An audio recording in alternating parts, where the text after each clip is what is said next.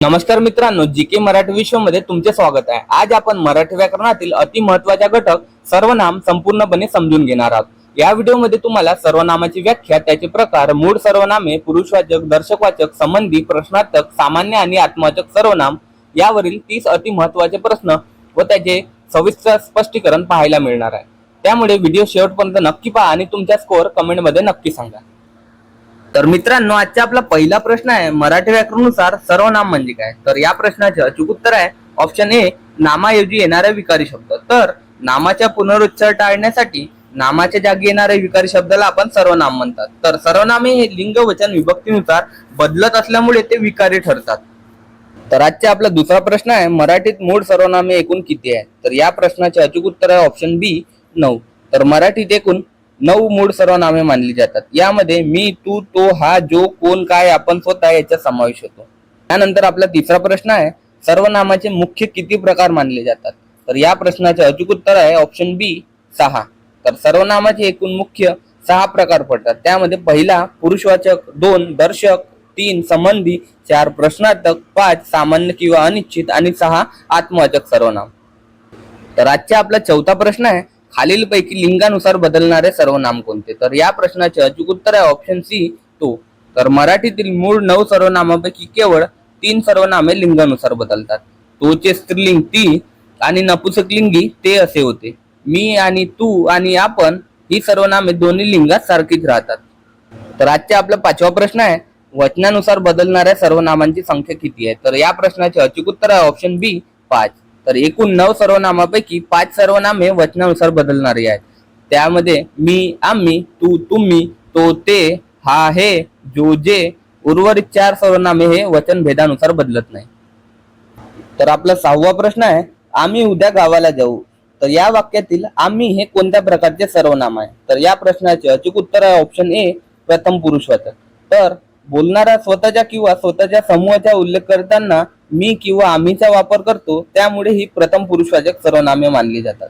तर आपला 7वा प्रश्न आहे, ज्याच्याशी बोलायचे आहे त्याचा उल्लेख करताना कोणती सर्वनामे वापरले जातात? तर या प्रश्नाचे अचूक उत्तर आहे ऑप्शन बी, द्वितीय पुरुषवाचक सर्वनाम। तर ज्या व्यक्तीशी किंवा व्यक्तींशी आपण प्रत्यक्ष बोलत असतो, म्हणजेच ऐकणाऱ्याच्या, त्याचा उल्लेख करताना आपण तू, तुम्ही, आपण ही द्वितीय पुरुषवाचक सर्वनामे वापरली जातात।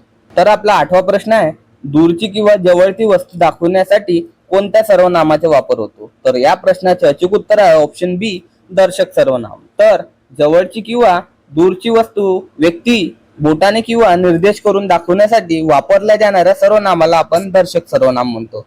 तर याचे उदाहरण म्हटलं तर हा, ही, हे आणि तो, ती, ते।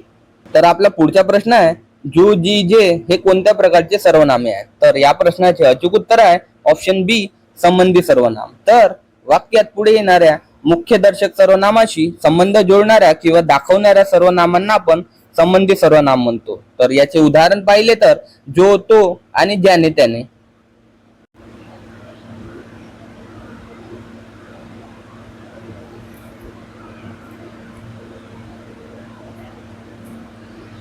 तर आपला पुढचा प्रश्न आहे, कोण आहे रे तिकडे या वाक्यातील कोण हे कोणत्या प्रकारचे सर्वनाम आहे? तर या प्रश्नाचे अचूक उत्तर आहे ऑप्शन बी, प्रश्नार्थक सर्वनाम। तर ज्या सर्वनामाचा उपयोग वाक्यामध्ये थेट प्रश्न विचारण्यासाठी केला जातो आणि वाक्याच्या शेवटी प्रश्नचिन्ह असतो, त्याला आपण प्रश्नार्थक सर्वनाम असे म्हणतो। मित्रांनो, सर्वनाम हा विषय अनेक विद्यार्थ्यांना कठीण वाटतो, पण अशा पद्धतीने प्रश्न सोडवले तर हा विषय अगदी सोपा होतो। तर आतापर्यंत किती प्रश्न बरोबर आले तुमचा स्कोअर कमेंट मध्ये नक्की लिहा आणि व्हिडिओ आवडत असेल तर एक लाईक नक्की करा। चला पुढचा महत्त्वाचा प्रश्न पाहूया। तर आपला पुढचा प्रश्न आहे, त्या दुकानात काय आहे ते सांगा। या वाक्यातील काय हे कोणत्या प्रकारचे सर्वनाम आहे? तर या प्रश्नाचे अचूक उत्तर आहे ऑप्शन बी, सामान्य किंवा अनिश्चित सर्वनाम। तर जेव्हा कोण किंवा काय ही सर्वनामे वाक्यात प्रश्न विचारण्यासाठी न येता कोणत्या नामाबद्दल आली आहेत हे निश्चितपणे सांगता येत नाही, तेव्हा त्याला आपण सामान्य किंवा अनिश्चित सर्वनाम असे म्हणतो। तर आपला पुढचा प्रश्न आहे, मी स्वतः त्याला पाहिले। या वाक्यातील स्वतः हे कोणते सर्वनाम आहे? तर या प्रश्नाचे अचूक उत्तर आहे ऑप्शन सी, आत्मवाचक सर्वनाम। तर जेव्हा स्वतः किंवा आपणचा अर्थ स्वतः असा निघतो आणि ते नामाचे किंवा सर्वनामाच्या नंतर जोडून येतात, तेव्हा ते आत्मवाचक सर्वनाम असते। तर आपला पुढचा प्रश्न आहे, आपण हे सर्वनाम खालीलपैकी कोणत्या दोन प्रकारात येते? तर या प्रश्नाचे अचूक उत्तर आहे ऑप्शन बी, पुरुषवाचक व आत्मवाचक सर्वनाम. तर आपणचा वापर जेव्हा समोरील व्यक्तीसाठी तुम्ही या अर्थाने होतो तेव्हा ते पुरुषवाचक असते, आणि जेव्हा स्वतःच्या अर्थाने स्वतःसाठी होतो तेव्हा ते आत्मवाचक सर्वनाम असते. आपला पुढचा प्रश्न आहे, खालीलपैकी तृतीय पुरुषवाचक सर्वनाम जोडी कोणती? तर या प्रश्नाचे अचूक उत्तर आहे ऑप्शन सी, तो, ती, ते. तर ज्याच्याविषयी बोलायचे आहे अशा अनुपस्थित किंवा तिसऱ्या घटकाचा उल्लेख करण्यासाठी तो, ती, ते, त्या ही तृतीय पुरुषवाचक सर्वनामे वापरली जातात. तर आपला पुढचा प्रश्न आहे, हा माझा भाऊ आहे या वाक्यातील हा काय दर्शवतो? तर या प्रश्नाचे अचूक उत्तर आहे ऑप्शन बी, जवळची किंवा दूरची वस्तू. तर हा, ही, हे दर्शक सर्वनामे प्रामुख्याने जवळची वस्तू किंवा दूरची वस्तू दर्शवण्यासाठी वापरली जातात.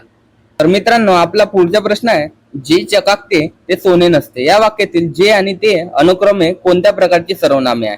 तर या प्रश्नाचे अचूक उत्तर आहे ऑप्शन बी, संबंधी व दर्शक सर्वनाम. तर वाक्यात जे हे आधी येऊन पुढील वाक्याशी संबंध जोडत असल्याने ते संबंधी सर्वनाम आहे, तर ते हे मुख्य दर्शक सर्वनाम आहे. तर आपला पुढचा प्रश्न आहे, जेव्हा सर्वनाम नामाच्या आधी यावे आणि त्या नामाबद्दल विशेष माहिती सांगते तेव्हा त्याला आपण काय म्हणतो? तर या प्रश्नाचे अचूक उत्तर आहे ऑप्शन ए, सार्वनामिक विशेषण. तर सर्वनाम स्वतंत्र न येता जेव्हा नामाच्या अगदी पूर्वी येते आणि त्या नामाबद्दल विशेष माहिती पुरवते तेव्हा ते सर्वनाम न राहता ते एक सार्वनामिक विशेषण बनते. तर आपला पुढचा प्रश्न आहे, तुला काय हवे आहे या वाक्यातील सर्वनाम ओळखा व प्रकार सांगा. तर या प्रश्नाचे अचूक उत्तर आहे ऑप्शन बी, काय हे प्रश्नार्थक सर्वनाम. तर या वाक्यात काय या शब्दाचा वापर करून थेट प्रश्न विचारला गेला असून वाक्याच्या शेवटी प्रश्नचिन्ह आहे, त्यामुळे ते प्रश्नार्थक सर्वनाम आहे. तर आपला पुढचा प्रश्न आहे, कोणी कोणास हसू नये या वाक्यातील सर्वनामाचा प्रकार कोणता? तर या प्रश्नाचे अचूक उत्तर आहे ऑप्शन बी, सामान्य किंवा अनिश्चित सर्वनाम. तर कोणी व कोणास हे शब्द निश्चितपणे कोणत्या व्यक्तीबद्दल आले आहेत हे वाक्यात स्पष्ट होत नसल्यामुळे ती अनिश्चित किंवा सामान्य सर्वनामे असतात. त्यानंतर आपला पुढचा प्रश्न आहे, राजाने आपणहून गुन्हा कबूल केला या वाक्यातील आपण हे कोणते सर्वनाम आहे? तर या प्रश्नाचे अचूक उत्तर आहे ऑप्शन बी, आत्मवाचक सर्वनाम. तर येथे आपणचा अर्थ राजा स्वतःहून असा निघतो. जेव्हा याचा अर्थ स्वतः असा निघतो तेव्हा ते आत्मवाचक सर्वनाम असे मानले जातात. मित्रांनो, जर अशाच मराठी व्याकरणाच्या नोट्स, एमसीक्यू आणि एक्झाम ट्रिक हव्या असतील तर लगेच जीके मराठी विश्व चॅनलला सबस्क्राईब करा. चला आता पुढील प्रश्न पाहूया. तर आपला पुढचा प्रश्न आहे, खालीलपैकी कोणत्या सर्वनामांना प्रतिनामे असे म्हणतात? तर या प्रश्नाचे अचूक उत्तर आहे ऑप्शन सी, सर्वनाम. तर नामाच्या ऐवजी किंवा नामाच्या बदल्यात त्याच्या प्रतिनिधी म्हणून येणाऱ्या शब्दाला आपण सर्वनाम म्हणतो, म्हणूनच याला आपण प्रतिनामे असे सुद्धा म्हणतो. तर आपला पुढचा प्रश्न आहे, सर्वनामांना स्वतःची स्वतंत्र अशी काय नसते? तर या प्रश्नाचे अचूक उत्तर आहे ऑप्शन सी, स्वतंत्र ओळख किंवा निश्चित अर्थ. तर सर्वनामांना स्वतःच्या कोणत्याही निश्चित किंवा स्वतंत्र अर्थ नसतो. ती ज्या नामाच्या जागी येतात त्याच्या नामाचा संदर्भ व अर्थ त्यांना प्राप्त होतो. तर आपला पुढचा प्रश्न आहे, तू नेहमी उशिरा येतोस या वाक्यातील सर्वनामाचा प्रकार ओळखा. तर या प्रश्नाचे अचूक उत्तर आहे ऑप्शन बी, द्वितीय पुरुषवाचक सर्वनाम. तर बोलणारा व्यक्ती ज्याच्याशी बोलत आहे म्हणजेच ऐकणारा त्याचा उल्लेख करण्यासाठी तूचा वापर करतो, म्हणून हे द्वितीय पुरुषवाचक सर्वनामे आहे. तर आपला पुढचा प्रश्न आहे, खालीलपैकी कोणत्या सर्वनामाचे अनेक वचन तुम्ही असे होते? तर या प्रश्नाचे अचूक उत्तर आहे ऑप्शन बी, तू. तर तू हे एकवचनी द्वितीय पुरुषवाचक सर्वनाम असून त्याचे अनेकवचनी रूप तुम्ही असे बदलून तयार होते. तर आपला पुढचा प्रश्न आहे, ती मुलगी हुशार आहे या वाक्यातील ती हे काय आहे? तर या प्रश्नाचे अचूक उत्तर आहे ऑप्शन बी, सार्वनामिक विशेषण. तर येथे ती हे सर्वनाम मुलगी नामाच्या बरोबर आधी आलेले असून ते स्वतंत्रपणे आलेले नाही, म्हणून ते सार्वनामिक विशेषण आहे. आता शेवटचे 5 प्रश्न बाकी आहे. पाहूया तुम्ही 30 पैकी किती प्रश्न बरोबर सोडवता. तर चला पाहूया पुढचा प्रश्न. तर आपला पुढचा प्रश्न आहे, खालील पर्यायातून आत्मवाचक सर्वनाम नसलेले वाक्य ओळखा. तर या प्रश्नाचे अचूक उत्तर आहे ऑप्शन सी, आपण उद्या फिरायला जाऊया. तर यामध्ये आपण उद्या फिरायला जाऊया या वाक्यात आपणचा अर्थ आम्ही सगळे असा निघतो, यामुळे ते प्रथम पुरुषवाचक अनेक वचन आहे, तर ते आत्मवाचक सर्वनाम नाही. तर आपला पुढचा प्रश्न आहे, मराठीतील मूळ सर्वनामापैकी किती सर्वनामे लिंगानुसार बदलतात? तर या प्रश्नाचे अचूक उत्तर आहे ऑप्शन बी, 3. तर मराठीतील एकूण 9 मूळ सर्वनामापैकी केवळ 3 सर्वनामे लिंगानुसार बदलतात. तर ते आहे तो ती ते, हाही ये आणि जो जी जे. तर आपला पुढचा प्रश्न आहे, हा प्रामाणिक मुलगा आहे या वाक्यातील सर्वनामाचा प्रकार सांगा. तर या प्रश्नाचे अचूक उत्तर आहे ऑप्शन ए, दर्शक सर्वनाम. येथे हा स्वतंत्रपणे येऊन पुढील नामाचा निर्देश करतो आणि मध्ये प्रामाणिक हे गुणविशेषण आहे, त्यामुळे ते दर्शक सर्वनाम आहे. तर आपला पुढचा प्रश्न आहे, सर्वनामाचा वापर वाक्यात कशासाठी केला जातो. तर या प्रश्नाचे अचूक उत्तर आहे ऑप्शन बी, नामाचा वारंवार उच्चार टाळण्यासाठी. तर एकाच नामाच्या वाक्यात वारंवार उच्चार केल्यास भाषा खटकते. हा पुनरुच्चार टाळून भाषेचे सौंदर्य आणि सुटसुटीतपणा राखण्यासाठी सर्वनामे वापरतात. तर आजचा आपला शेवटचा प्रश्न आहे, खालीलपैकी कोणते सर्वनामे वचनभेदानुसार बदलत नाही. तर या प्रश्नाचे अचूक उत्तर आहे ऑप्शन डी, कोण.